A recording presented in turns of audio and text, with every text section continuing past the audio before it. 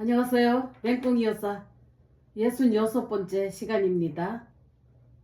세월호 침몰입니다. 지금 우리나라 국민들 대부분이 침통해하고 또 분노하고 있다. 텔레비를 볼 때마다 안타깝고 눈물을 흘리지 않을 수가 없다. 지난 수요일 날 오전 8시 반쯤에 인천에서 제주도를 오고 가는 여객선이 급선회하다가 침몰을 했는데 배 안에는 안산에 있는 고등학교 2학년 수학여행 가는 학생들이 300명 이상이 탑승을 했다고 한다. 일반인들과 함께 300명 이상이 사망과 실종 사건이 생긴 것이다. 그 일로 지금까지 온통 나라가 슬픔에 빠져 있다. 분통이 터지는 것은 선장과 승무원들이 승객들을 구하지 않고 자기들만 빠져나온 것이다. 안내방송으로 승객들에게 움직이면 더 큰 사고가 이어지기 때문에 다른 안내가 있을 때까지 그 자리에 그냥 있으라고 해서 모두가 그 자리에 꼼짝 안 하고 있는 바람에 배가 물속 30m 아래로 가라앉았다는 것이다. 그 바람에 300명 이상이 인명피해가 난 것이다. 지금 안산에는 모두가 추상집이고 그 슬픔이 전국으로 퍼져서 행락철인 요즘 모두가 잠을 이루지 못하고 분노하고 슬퍼하고 있다. 열흘이 넘도록 시신을 반 정도 찾았는데 나머지 시신을 어떻게 찾을 것인지 잠수부들이 밤과 낮으로 수색을 하고 있는데 조류가 너무 심해서 한 치 앞을 볼 수도 없고 배 안은 온갖 집기들이 엉켜 있고 시신을 찾는 것이 굉장히 힘들다는 것이다. 시신이 다 훼손돼서 DNA 검사를 하고 있다고 한다. 가뜩이나 불경기에 이런 일까지 있어. 전국에서 야유회와 학교 소풍이 또 각종 지방 행사가 취소되고 있다. 경기는 더욱 어려워지고 있고 걱정이 이만저만이 아니다. 하나님 아버지 어서 속히 회복시켜 주시옵소서. 이렇게 기록했습니다. 2014년 4월 25일 아침 산행 기다리던 토요일 날이다. 아침 6시에 수키권사가 왔다. 오늘은 하남 선법사 뒷산 남한산성 즐기다. 그 산으로 정말 오랜만에 갔다. 남한산성을 오래간만에 갔습니다. 둘레길이라고 해서 길도 잘 정비가 되고 화장실도 새로 지어서 깔끔하게 돼 있다. 아침 일찍이라서 사람도 별로 없고 우리 둘이서 산을 오르내리면서 사진도 찍고 재미있게 산행을 했다. 3시간 정도 걷다가 뒤돌아서 왔다. 주차장에 와서 준비해간 라면을 끓여서 먹고 선법사 절에 가서 약수물도 뜨고 예쁜 꽃들을 배경으로 사진도 찍고 집에 오니까 11시였다. 부지런히 준비해가지고 가게 나가니까 12시. 하루를 일찍 시작하니까 가게도 하나도 지장이 없다. 하루 종일 바쁜 하루였다. 오후 6시쯤 되니까 어찌나 피곤한지 7시쯤 집에 와서 피곤한 몸을 잠자리에 누웠다. 날마다 감사로 살아가게 하시는 하나님, 오늘도 새벽부터 해지는 시간까지 감사하게 살았으며 바쁘게 살았습니다. 이렇게 기록했습니다. 공동체 깃발 40개. 며칠 전 작은 아들이 깃발을 관악제에서 쓴다고 1000을 가지고 가게로 찾아왔다. 재단도 안 하고 그냥 1000을 가지고 왔을 때 정말 난감했다.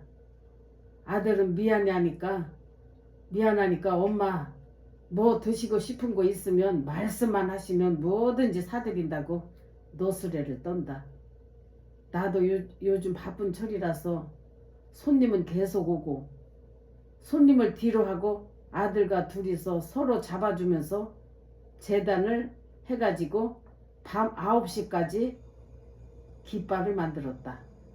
모처럼 밤일까지 하니까 어찌나 허리가 아픈지. 그리고 내가 해줄 수 있을 때 할 수 있다는 게 감사하다고 생각했다.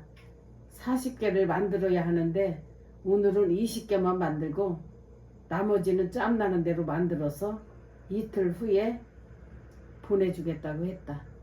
아들이 20개를 찾으러 와서는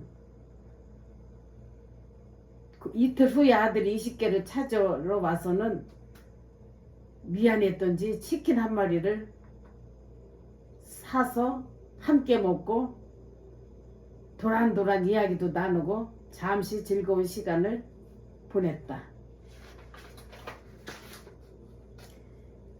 가족들과 창원에 가다. 토요일날 1시에 손유리 외삼촌이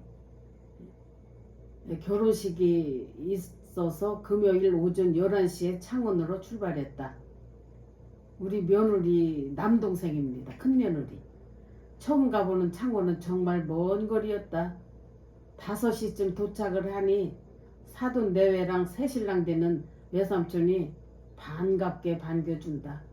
신혼집으로 가봤는데 정말 신혼집답게 집은 깨끗하게 정돈되어 있었고 신부가 솜씨가 있는지 손수 커튼을 만들어서 날 깜짝 놀라게 했다. 요즘 젊은 사람이 그런 솜씨 발휘하는 사람이 정말 드문 세상인데 대단한 며느리를 보는 것 같았다. 식당에 가서 저녁을 먹고 창원 시내에다 호텔을 잡아 놓았다고 해서 우리는 숙소로 가고 사돈 가족은 신혼집으로 가고 사돈은 장성에 사시는데 아들네 집 창원가는 3시간 거리라고 한다. 우리들은 호텔에 짐을 풀고 호텔 앞에 큰 호수가 있어서 호수 주변을 산책을 했다. 분수 공연이 있기에 구경도 하고 숙소로 돌아와서 치킨과 맥주로 간단히 먹고 잠자리에 들었는데 우리 손주 선유리가 잠을 안 자고 5분, 10분 간격으로 찡찡대는 것이다. 난 조용히 혼자서 자는 습관이 있어서 잠을 도대체 잘 수가 없었다. 며느리가 어찌나 아이 비위를 잘 맞추던지 성질 한번 안 내고 아이를 달래곤 한다. 선유리는 엄마를 천사를 두었구나 생각했다. 요즘 젊은 사람들은 아이들을 그렇게 혼내주질 않더라고요. 밤새도록 잠 안 자고 찡찡거려도 그냥 친절하게 토닥토닥 그렇게 비율을 맞추더라고요. 웬만하면 엉덩이 한쪽이 작살이 났을 건데 우리 시대 같았으면 엉덩이 한쪽이 작살이 났을 것이다. 난 잠 한숨 못 자고 일찍 일어나서 주변을 산책을 했다. 요즘은 어디든지 주변에 공원과 운동시설을 너무 잘 해놔서 참 좋다. 이곳 창원도 공원과 산책길을 어찌나 잘 해놨는지 1시간 반을 운동하고 숙소로 돌아와서 아침은 음식을 사다가 숙소에서 간단히 먹었다. 예식장으로 11시까지 도착을 해서 사돈을 만나고 그곳에서 신부와 또 부모님, 신부 부모님, 우리 손주 선유리 엄마 함께 미용실에 가서 머리를 만지고 난 주변을 돌며 시간을 보냈는데 정말 혼자서 시간을 보낸다는 게 얼마나 힘든 일인지 가는 곳마다 양가 사돈 가족들이 있어서 있을 곳이 없었다. 바깥 사돈과 안 사돈 우리 며느리가 이제 미용실에서 머리를 하는 동안 제가 혼자 밖에서 있으려니 있을 곳이 없더라고요. 다 모르는 동네고 일리 가도 사돈네 가족이 있고 저쪽으로 가도 가족이 있고 그래서 조금 시간 보내기가 좀 곤란했었습니다. 휴게실에서 있다가 또 매점 슈퍼에 가서 잠시 있다가 1시간 정도 슈퍼 주인과 있다가 결혼식 5분 전에 식장으로 갔다. 신부가 고등학교 선생님으로 재직 중이라서 선생님과 학생 손님들이 꽤 많이 왔다. 많은 학생들이 한 줄로 줄을 서서 선생님께 꽃을 전달하는 모습이 정말 인상적이었다. 또 신랑이 신부를 위해서 축가를 부르는데 우리 며느리가 무슨 생각이 들었는지 눈물을 흘리는 것이다. 기쁨의 눈물이겠지? 아니면 대견함의 눈물인가? 축하의 눈물일 것이다 고 생각했다. 침착하고 꼼꼼한 성격인 신랑과 똑똑하고 사교적으로 생긴 신부, 내가 보기엔 잘 만났다고 생각했으며 잘 살 것 같았다. 신부 측 좌석에 빈자리가 많이 보여서 아쉬운 점도 있었다. 사돈께서 먼 거리라서 손님을 부르지 않았다고 한다. 다 끝나고 4시쯤 출발해서 서울로 오는데 차가 막히는 곳이 정말 많았다. 서울 집에 도착을 하니까 11시도 넘었다. 올 때는 주로 내가 운전을 했다. 선율이 어멈도 배는 부르고 많이 피곤했을 것이다. 둘째 아기를 가졌었습니다. 배가 많이 부르고 있었지요. 그래도 무사히 다녀올 수 있어서 정말 감사했다. 선율이 외삼촌이 잘 살아주기를 바라며 우리 사돈도 첫 며느리를 보셨으니 며느리와의 관계가 좋은 관계가 되도록 기도를 했다. 2014년 5월달 이날 어버이날, 올해는 연휴가 3일날, 올해는 연휴가 3일날, 3일날은 토요일, 4일날은 일요일, 5일날은 어린이날, 6일날은 석가탄신일이었다. 그러니까 토요일부터 보통 6일씩 쉬고 있었다. 나 역시도 사돈 총각 결혼부터 2일날부터 5일을 쉬었다. 큰아들이 연휴 끝나고 바로 중국 출장을 간다고 6일날 함께 저녁을 먹고 며느리가 용돈도 10만 원을 주었다. 언제나 고마운 큰아들과 며느리다. 8일날은 상이가 저녁을 초대해줘서 손수 지은 밥을 처음으로 대접을 받았다. 우리 조카딸 상이가 한 동네 사는데 오라고 하더니 밥을 해줬습니다. 정말 대견하고 고맙고 사랑스러운 우리 조카딸. 한 동네 사니까 딸처럼 챙겨주기도 한다. 어서 아기 낳고 살았으면 좋겠는데 병원에서 검사를 해본 결과 프레드가 정자수가 보통 사람보다 반 이상이나 적은 편이라서 임신이 늦어진다는 것이다. 생명의 주인이신 하나님께서 태의 문을 열어주시기를 간절히 기도했다.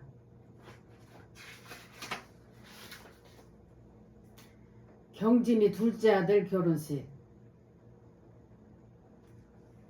손주입니다. 그러니까 우리 언니의 손주니까 저도 손주 뻔했지요. 오늘은 경진이 둘째 아들이 유성 호텔에서 1시에 결혼식을 했다. 아침 7시에 터미널에 가서 표를 사려니까 다 매진되고 10시 반 거밖에 없다는 것이다. 난감했다. 오빠에게 전화를 하니까 수원으로 와서 함께 가자고 한다.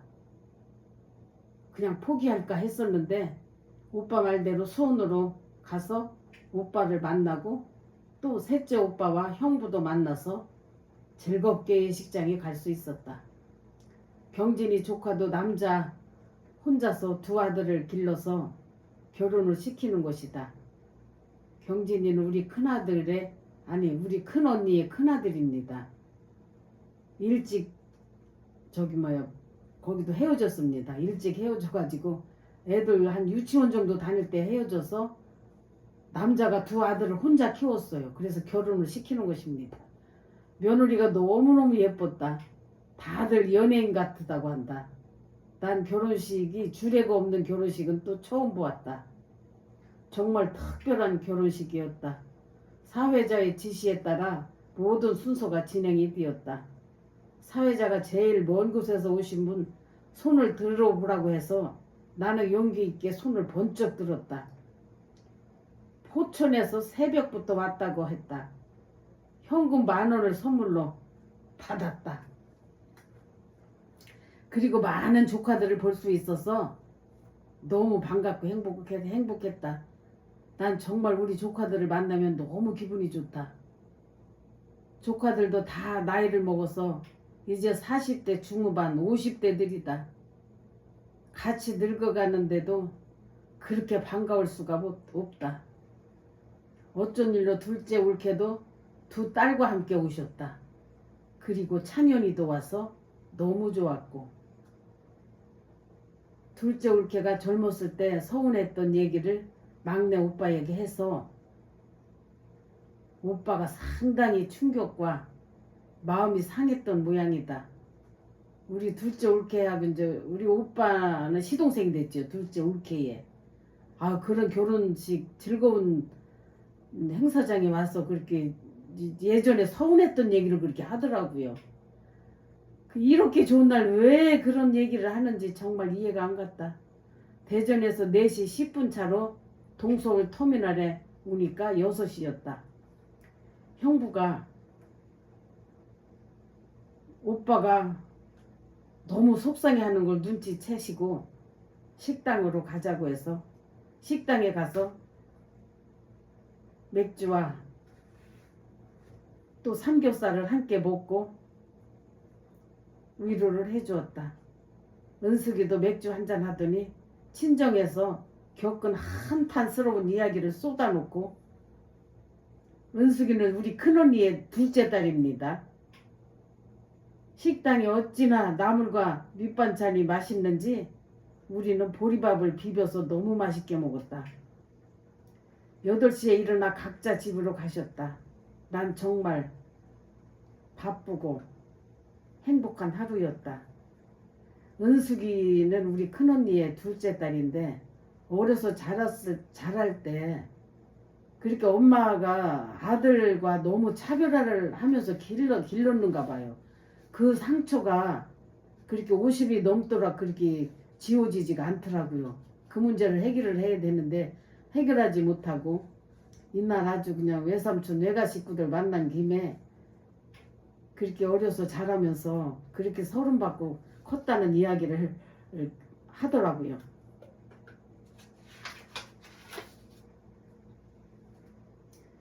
우리 며느리 목을 미역을 사러 간다. 며느리가 아기 낳을 날이 정말 며칠 남지 않았다. 시어머니가 미역을 사러 시장을 갔다. 출산 후에 먹을 미역을 제일 좋은 곳으로 새국지를 샀다. 그리고 요즘 날씨가 너무 더우니까 집에서 먹으라고 수박도 큰 걸로 한 통 사고, 그리고 사과와 바나나도 사고, 나로서는 거금을 썼다. 큰아들이 중국 출장을 갔다.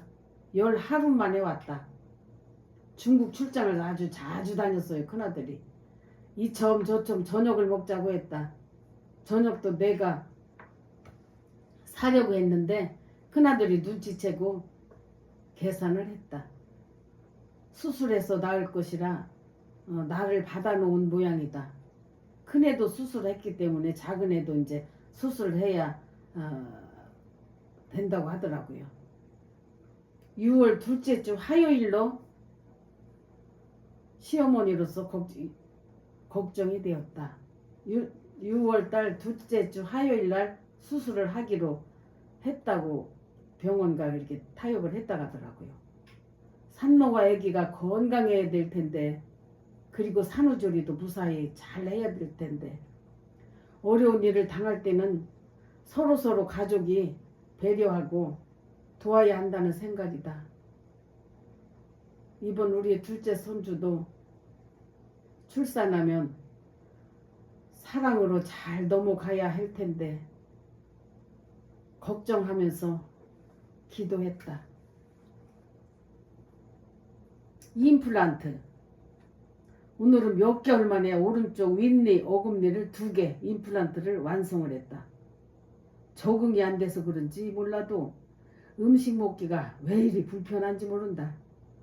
거금 들이고 고생을 한 건데 왜 그런지 생각 같아서는 마음껏 음식을 먹을 것으로 알았었는데 그게 아니었다. 임플란트만 하면 무조건 뭐든지 잘 먹을 줄 알았는데 막상 해고 보니까 너무너무 불편한 일들이 많더라고요. 오후에 상의가 가게로 찾아왔다. 전에 다녔던 직장에서 퇴직금을 주지 않아서 노동청에 고발을 한 모양이다. 노동청에 다녀오는 길이라고 한다. 프레드 퇴근 시간 기다렸다가 오금역에서 만나서 콩나물 국밥집에 가서 국밥 3인분과 파전 한 장을 시켜놓고 셋이서 맛있게 먹었다. 상이와 프레드가 어찌나 잘 먹던지 보기만 해도 난 행복했다.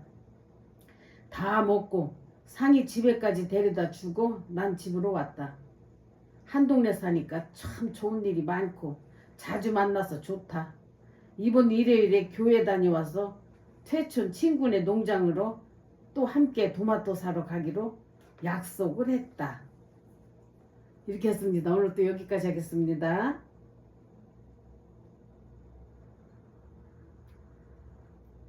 건강한 하루 되세요.